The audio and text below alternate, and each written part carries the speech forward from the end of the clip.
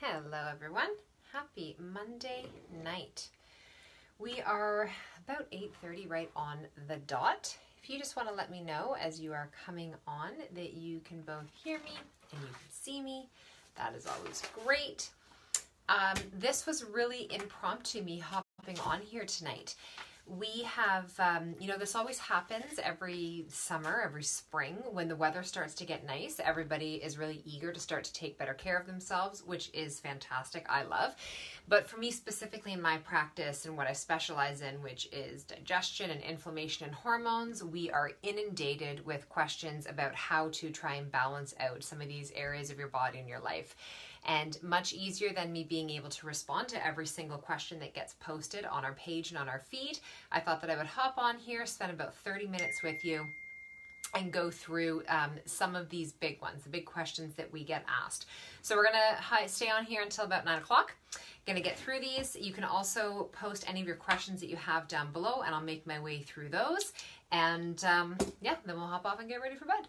So one of the biggest questions that we get, this is like every nutritionist, every personal trainer's question they get, is why can't I lose weight? The person who feels like, they're doing everything right and the weight is not budging.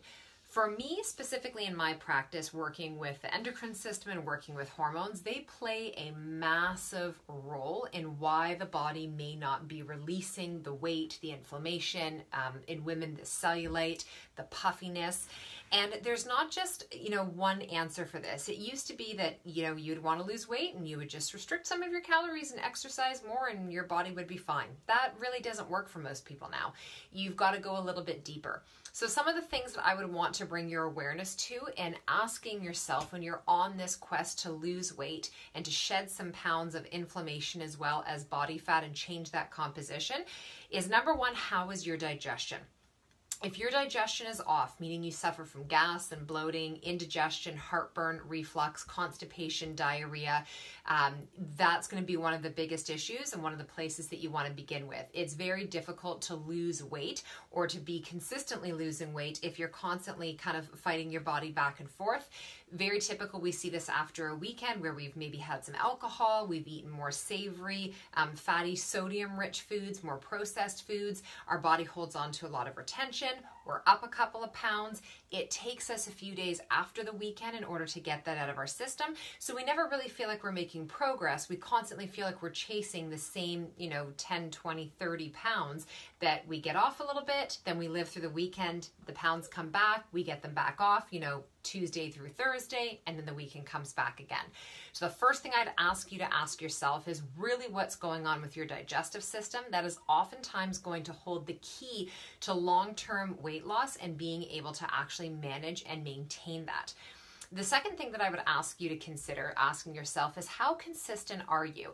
The whole concept of, the 80-20 rule, I really just, for most people nowadays, I don't think applies, especially when I'm working with women who have a lot of excess estrogen, a lot of excess cellulite. They're holding on to a lot of weight around their waist, their hips, and their thighs.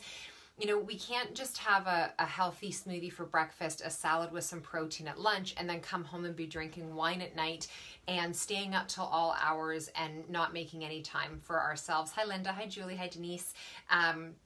Being consistent. So even if it's consistent with one thing, can you consistently drink water every single day? And if your goal is weight loss, can you get at least 3 liters of filtered water in a glass jar in your body every single day?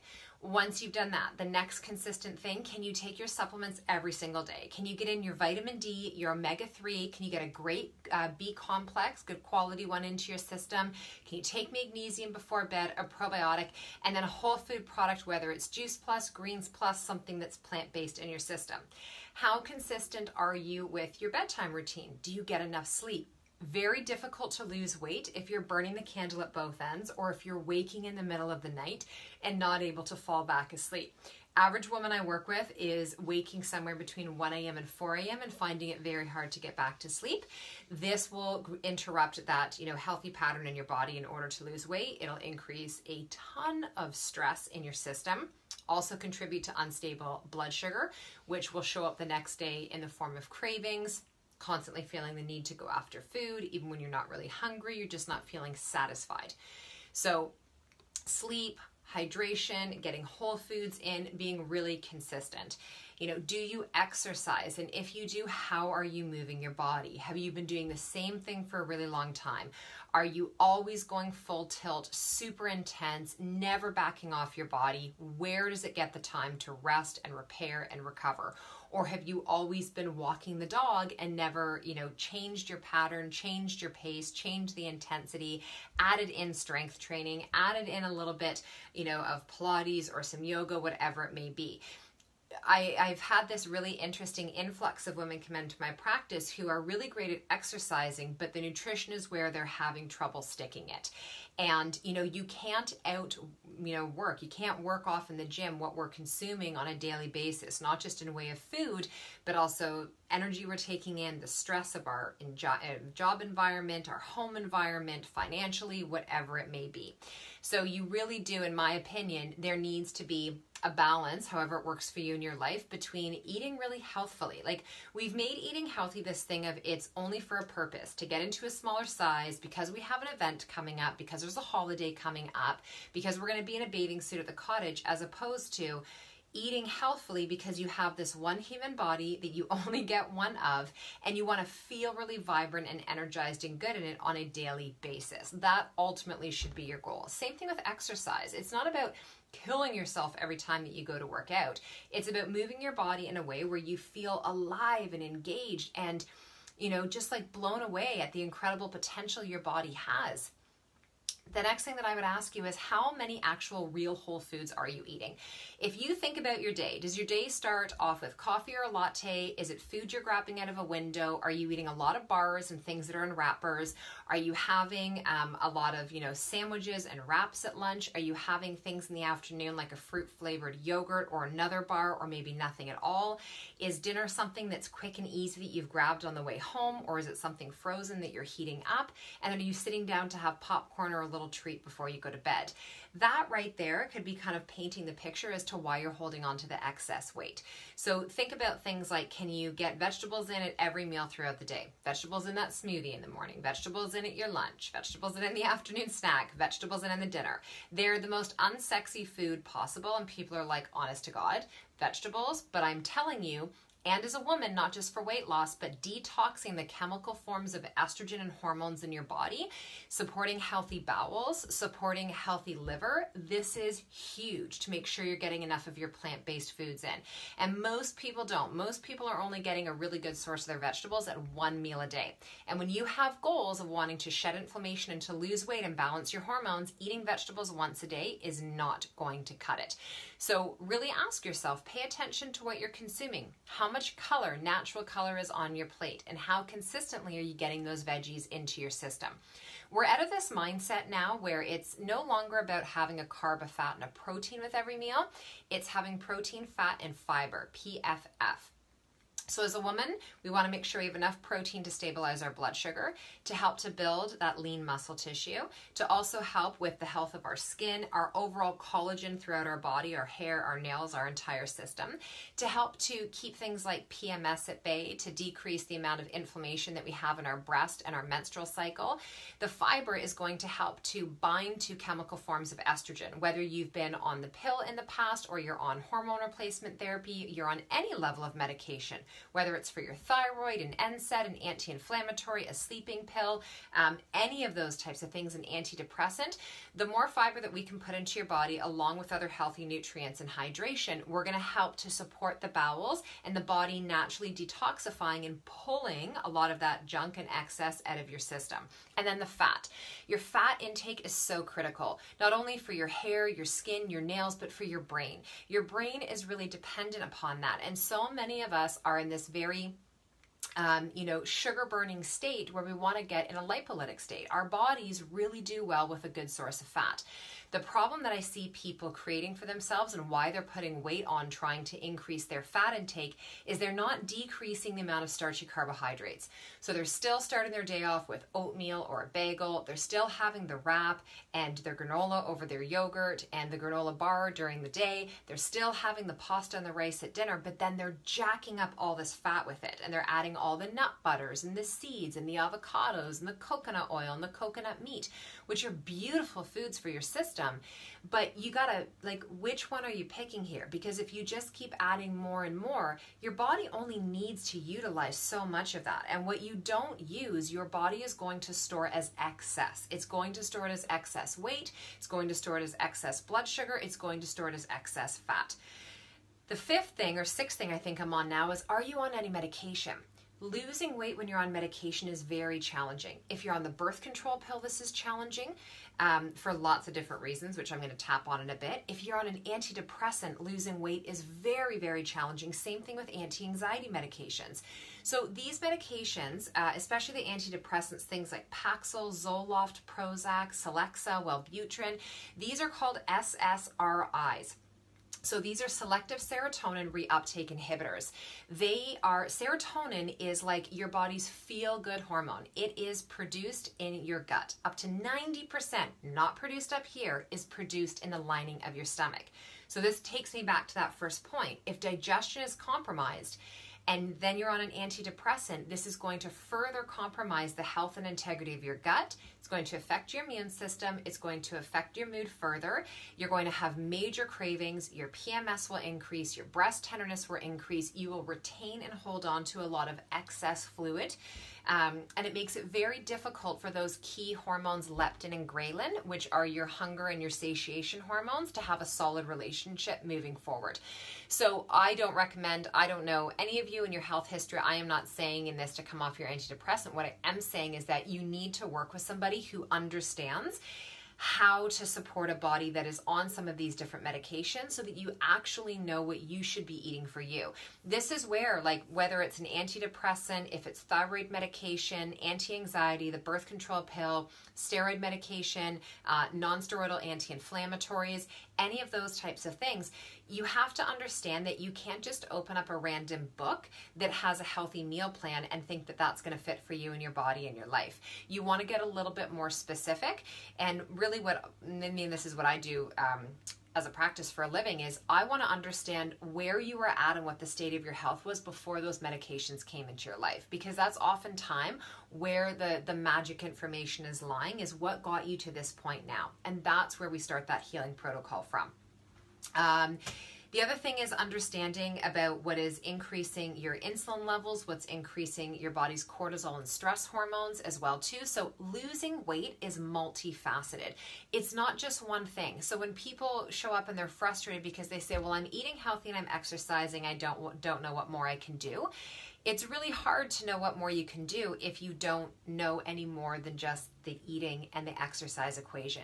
If you don't maybe understand why your body is feeling a certain way, if you have no energy, if there is a communication breakdown in your brain and in your glands and in your adrenals and your thyroid, and you just keep pushing and pushing and pushing, and you restrict the calories and you increase the exercise and you keep saying yes to everything in your life, your body is in an unsafe environment. And if it's not feeling safe, it is not going to drop that weight. It'll hold on to it as a way and a means of trying to protect you.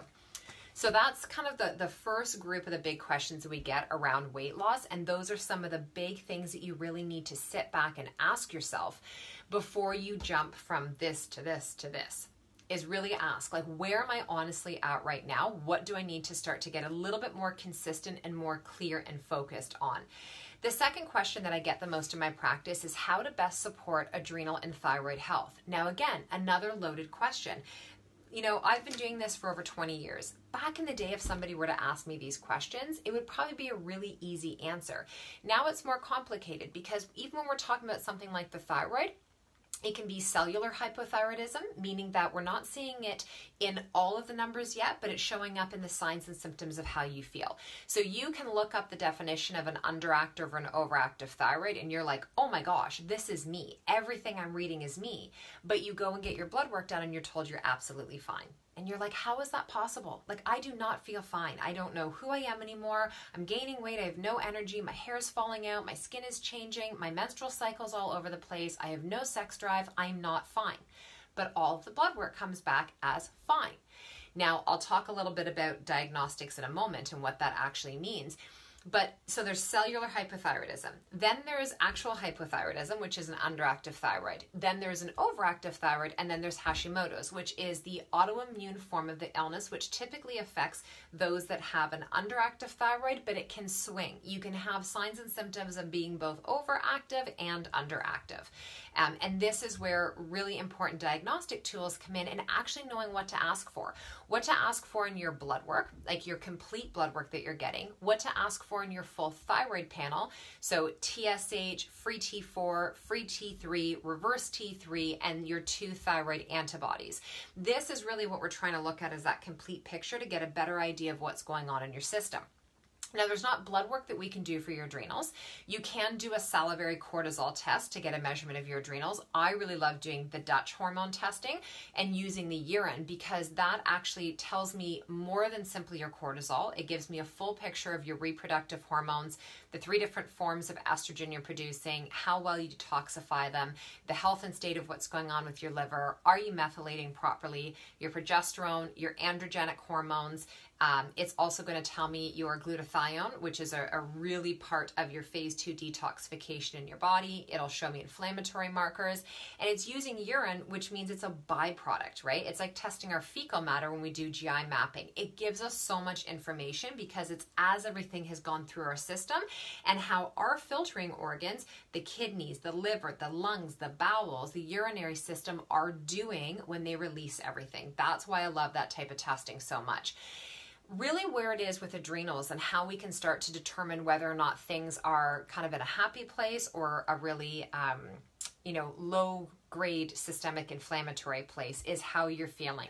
Are you dragging yourself? Do you have, low response to infections? Do you have low resiliency to stress? Like every little thing sets you off. You can't really cope and manage all that well. Are you tired all the time? Where is it that you're gaining weight in your body? Are you getting hives? Are things changing in your skin? There's so many biomarkers that could be indicating whether or not something is going on there. And rarely, like I've never worked with someone who has something going on in their thyroid that doesn't have something going on in their adrenals and the gut. I've never worked with anybody who has something going on in the adrenals and it's not showing up in the thyroid and didn't begin in the gut. The gut is really that base foundation of where it's all beginning. Everything else we feel above and beyond that are the symptomatic parts of our body that have just been pushed to the threshold over and over again.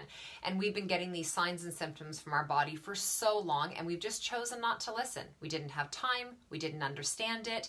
We, saw other women in our life go through this and thought it was quote unquote normal because it was common. Common does not equal normal. There were family members who were going through this. So we said, oh, that's just me. These are just my genes. Absolute BS. But it's a story we wear, and we wear with pride like a badge, and we believe it even though we're suffering. So what I do when I'm working with women to help support their adrenals and their thyroid, the first thing I take a look at is, what is your self-care practice like? Do you actually have a self-care practice? What do you do that is just for you? And I really try and get a sense of what is happening in your life and in your whole day. I get a timeline as well. Like, how long have things been going on? If we were to look back in your life, where did this really start? What was like the final straw? There was a vulnerability there, but then there had to be something that was like that final thing that just kind of pulled that last little thread on your edge that took you to where you're feeling right now. The proper testing is important, but making sure you're working with someone who actually knows how to interpret the testing. So this is so important. So you can ask family doctor, somebody else to go and do the full thyroid panel, the whole gamut, but if they don't actually know how to interpret the information properly, meaning they aren't looking for suboptimal results. We don't want to catch things when they're way out of the range. We want to discover them when they're either at the bottom end of the range or they're encroaching the top end. This is like your suboptimal. And there's different reference ranges depending on what we're looking at, whether it's, your different thyroid panel, or it's your cholesterol, or it's your, HbA1c, C-reactive protein, your estrogen, progesterone, testosterone, DHEA, ferritin, hemoglobin. All of them have different reference ranges. And it's so important that the person that you're working with actually understands not only how to ask for these tests and to break it down, but then they actually show you and go through everything so you can make notes and you understand what you are looking at. Because you never want to leave an appointment without your blood work or results of whatever it is that you've asked for.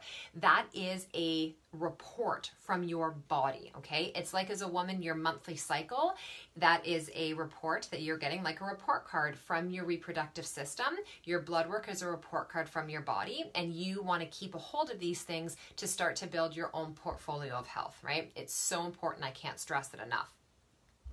So once we do the proper testing, we interpret it, then it's starting to do that cleanup from the inside out. So in the Hormone Project, which is my 10-week course that I teach, we go through 3 different phases. So the first phase that we work on is actually reestablishing a better connection with your liver.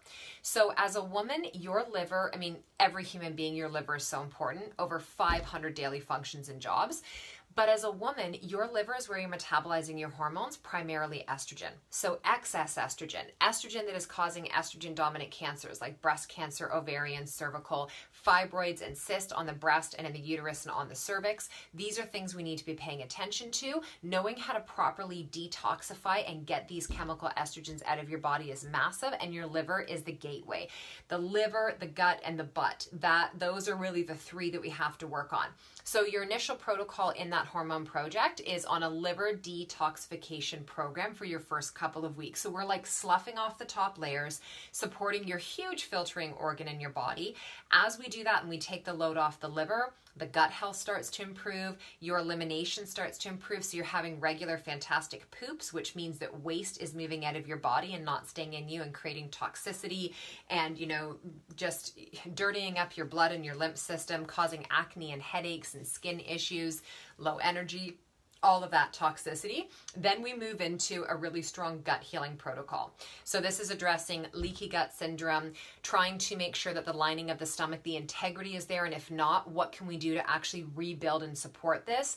Removing a lot of the triggers and the things that you know full on are irritating you, but you're so focused on everything that you have to take out, the gluten, the dairy, possibly the eggs, citruses, whatever it may be, and you don't know enough of all the incredible things that you can add back in. So that whole section is really teaching you about all of the amazing recipes and different quick ideas and stuff that you can add back in while we're healing the gut. Because the goal moving forward is not to continue to jump from program to program to program. We want to establish a healing root connection where you have energy back, the bowels are functioning optimally, your skin is balancing out, you're starting to lose weight and inflammation, your actual blood work and hormone paneling is beginning to level out and increase, your body's actually holding on to the nutrients that you are consuming, your vitamins, your minerals, your antioxidants. You're seeing a change in your hair as well too. It's not falling out anymore, it's getting thicker, the graying is slowing. All of those things are what we're really looking for. Menstrual cycles are no longer heavy and painful, the clotting is gone, they're shortening in cycle, they're regulating themselves. And even if you don't have a menstrual cycle anymore, if you're perimenopausal, menopausal, or postmenopausal, you still have a cycle every month that needs to be honored, and I teach you that throughout the course as well too. The final part of that 10 weeks is working on the adrenals. So this is really establishing all the parts of us that create that self-love project, that self-care and up the ante, but in a really resourceful and tangible way, not just an esoteric way where we just kind of talk about it up here. So that's really how I support women with their thyroid and their hormones. Is I do not give you a simple supplement and say that's going to take care of your issues. I don't tell you to go to an endocrinologist and get put on Synthroid or levothyroxine or even naturally desiccated. I help you build a team of other practitioners. It might be a Chinese medicine doctor. It might be doing more energy work, healing and intuitive, shamanic work. It could be homeopathic remedies. It might be a naturopath. Every person is different. That's why I do the private consultations within the Hormone Project. So we all go through the group together as in 10 weeks, but you have 2 private consultations with me that are done video based. So we do it like this on Zoom, but I see you and you see me, and I record all of your sessions. So you can go back and listen, because the first time you hear the information, you're kind of like shell shocked. It's a lot to take in. You have a threshold where you can absorb, and then you're like, I cannot, like you shut down. So I record your sessions and then I send them back to you so you can go back through and take the notes. Any of your blood work you get done, your Dutch hormone paneling, anything like that, I pull it up on the screen with you in the consultation, and I like take the cursor and show you exactly what it is that we're looking at and exactly the reference ranges that you want to be focusing on for your body. Again, you print it off, you make your notes. It's like you're back in school and you've got like your binder that you will never let go of. Like, these aren't papers you're ever going to recycle. You need them for you need them for your daughters, you need them for your sisters, for your coworkers, for your nieces, your aunts, your mothers. Like, one of the big things about stepping into the Simplicity community is that, you literally in the beginning have to promise me that you will become an ambassador of this information, that you're not allowed to just hold on to this for yourself. You need to spread what you are learning, and you need to share it with other women and empower them to take better care of their health. Because what I see in my practice every day should not be happening. The amount of women that are suffering in their bodies, reproductively and hormonally and mentally and emotionally, it should not be happening. And we have to come together as a kula, which is a community, to help to support one another and to be there with the right tools and resources and information. One of the other things we get a question a lot on is about post-birth control syndrome. So this is actually a real thing. It is a real diagnosis now. This is the effects of being on the birth control pill for even a couple years. I mean, most women coming into my practice were on it at some point for 10 plus years. I was on it for almost 8 years.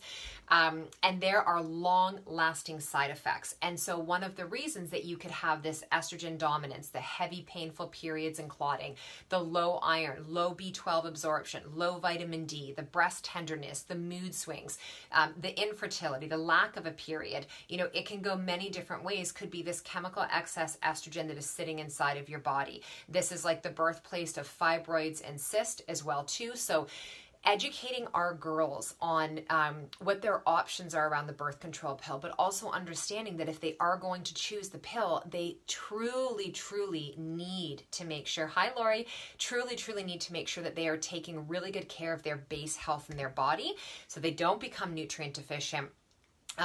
It's really scary. Like, over 80% of young women who are on the birth control pill are not on the pill for birth control. They are on it to regulate their menstrual cycle, which it doesn't.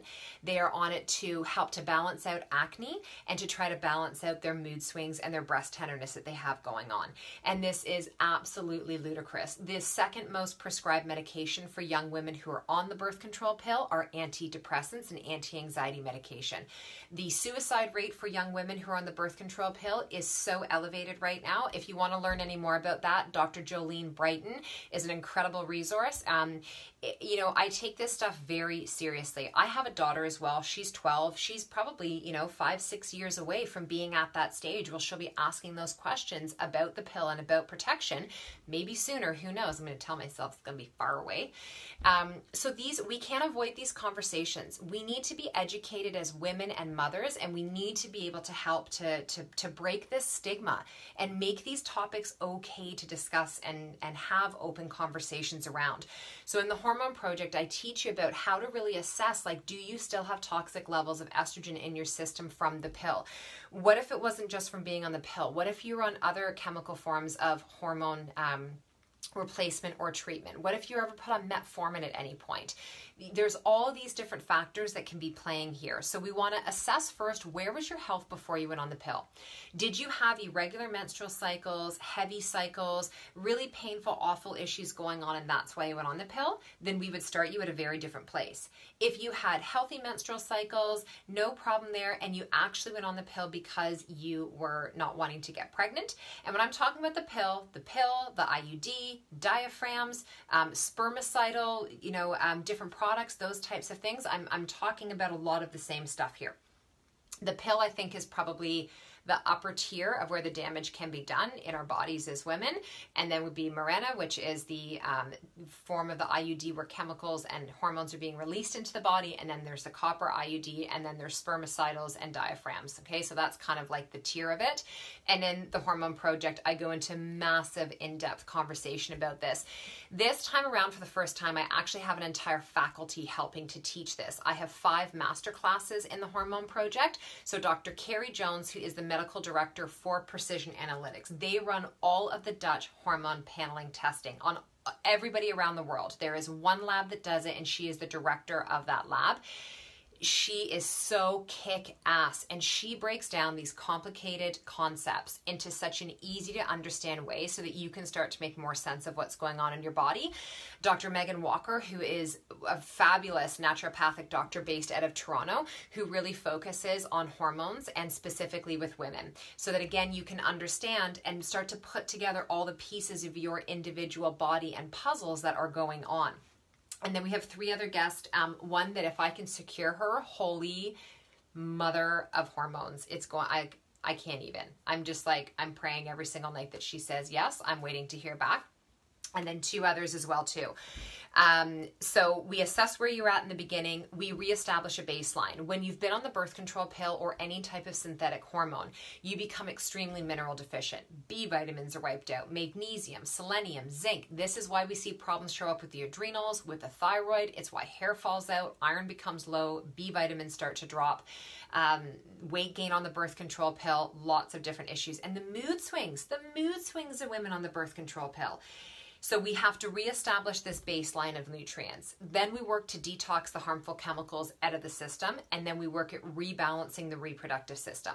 So when you go on the birth control pill or you were ever on it, you have something in your body. Okay, so the birth control pill affects your brain. Okay, your ovaries, your reproductive system down here, ovaries, fallopian tubes, uterus, are actually controlled by glands in the brain. So your pituitary gland, when you go on the pill tells that pituitary gland, I don't really care what you're going to do, but I'm taking over. I'm controlling when you're going to bleed, how this flow is going to happen. I don't need you to ovulate anymore. I don't need you to tell the ovaries to ovulate anymore. So you get this massive miscommunication between your hypothalamus gland, which then talks to your pituitary, which then talks to your adrenals, which then talks to your ovaries. This stuff sometimes for people is over their head. I'm telling you, this is where you have to slow down and pay attention. Everybody wants the shortcut. Everybody just wants to be told what to do. People don't want to have to deal with this until something really awful happens, until you get a diagnosis, until you don't know how to, treat what's going on in your body. You don't know where to turn for answers because your medical doctor does not that they don't have this information, they get 7 minutes with you. Under the OHIP guidelines, the average medical doctor is going to get 7 minutes with you. That is barely enough time to actually answer the question of how is it going today. Maybe you get one thing out on the table. So it's really opening up your mindset and opening up your mind to understanding that you have to be patient in this process, but you have to be proactive. You have to be a seeker, and you have to become the CEO of your own health. And this is where, there's different diagnostics that I run with women in my practice. The Dutch hormone paneling testing would be the number one because of what it tells us. The final area of questions that we get or that I get are on perimenopause, menopause, and postmenopause. So here's the really fascinating thing, and I wish all our girls knew this, and I'm on a mission that they all start to know this, is that how we set ourselves up for healthy perimenopause and menopause and beyond is really truly taking care of ourselves in our 20s, even before then, and in our 30s. And it is never too late to begin. Every day, let me move this so I can get a little bit more light here. Every day that you can take care of yourself is a new opportunity in the right direction. And so making sure that you're not staying up late, making sure you're using healthy products on your skin and your body, making sure that you are taking care of the food that is going into your system, the way that you exercise, the energy you surround yourself with. All of these things are contributing to how well and balanced your body will be when you move into perimenopause and menopause. Here's what happens. All of us as women, it does not matter how healthy or unhealthy you are, where you live or where you don't live. all of us at some point, our ovaries are going to slow down and then fully stop their production of our sex hormones. That is going to happen. That's what happens in our female bodies. Now, some women that have a lot of stress and inflammation going on, a lot of estrogen dominance, they go into premature ovarian failure, meaning it happens far beyond it was ever meant to. They get things like endometriosis, polycystic ovarian syndrome. They end up having partial or radical hysterectomies, which puts them into early menopause. What actually happens when your ovaries stop this role for you is your adrenals become your secondary reproductive organs. Your adrenals then take over the responsibility of producing your estrogen, your DHEA, which they've always been producing that, your progesterone, because you still need these hormones to be functioning and have cognition, to have memory, to be able to engage, to be happy, to be joyful, to have a sex drive, to have vaginal lubrication. All of these things are still such an integral part of our body, but when we're not taught this, when we're never empowered this, like it actually pisses me off. I feel like we've been hiding all of this valuable information, these like gems of wisdom from women for so long because you're not taught it in school. You're not taught it in the doctor's office. You're never going to see this in the advertisements in your magazines because education doesn't sell products. You're never going to see this on television unless you have like trailblazers and game changers who talk about this every now and again. You've got to read the right books, listen to the podcast, tune into Facebook Lives like this. You know, this is the type of place where you're going to get this information. And like, I do get fired up about it because I know that there's another way and that this doesn't have to happen and that there's a really simplistic solution. But how do you know that if you're never exposed to the education? So that is what I do. I am not a nutritionist. I am a nutritionist, but it's not what I do. Okay. That's the whole thing. Is it exhausts me to say about what my background is and all of that because it's not what I do. Do I work with you on your food? 100%. Do I work with you on your supplements? 100%. I'm an educator. I am somebody that if you work with me, you come into my program, you did private consulting, I'm a fire starter. I am going to open up your eyes to really what's going on in your body, and I am going to stand by you and cheerlead you and help you every step of the way. Make sure that you are informed and you're supported and you have the right tribe and community and people around you to take you from that place where you're starting and help you move forward. Now, I don't do the work for you. I can't move in with you. I get asked all the time, but I cannot. I already have people to take care of here. So I give you the resources and the information, but you have to actually do it. Like, you have to choose every day that you get up that you matter.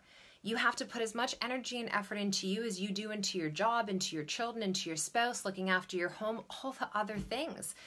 Like, no one else is going to do that for you. There's nobody that's coming to rescue you and to fully take care of you. You have to be that person for yourself. So I am merely a conduit of getting you from where you are to where you want to go. That's what I do in my practice. I love doing Facebook Lives like this. I love hosting webinars.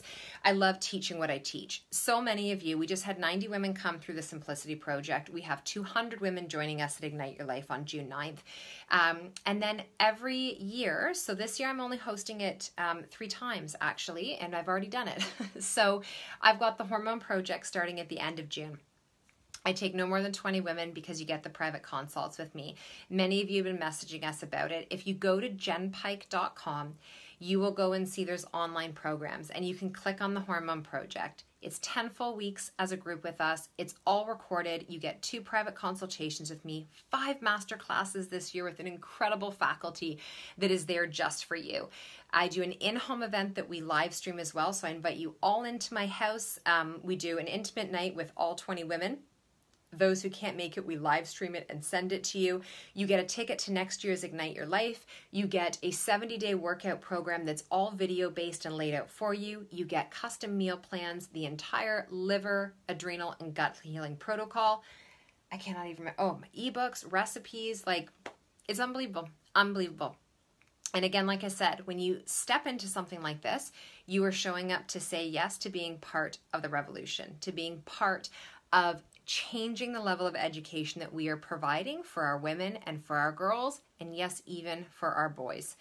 So I want to say thank you to all of you for joining me tonight. I hope that started to kind of open up the gateway of conversation around weight loss. So if you're just hopping on now, you're going to want to go back and watch the whole thing from the beginning, around weight loss, around digestion, around your adrenals, your thyroid, post-birth control syndrome, perimenopause, menopause, and so much more. Any other questions, you can always just tag me in the comments below. I will be seeing many of you on June 9th. We have a waitlist going right now for the Hormone Project. Registration has just opened up. So if you go to jenpike.com, click on online programs, you will see the Hormone Project. Head on over there, put your deposit in, secure your spot. I really can't wait to work with you. Have a great night, everyone.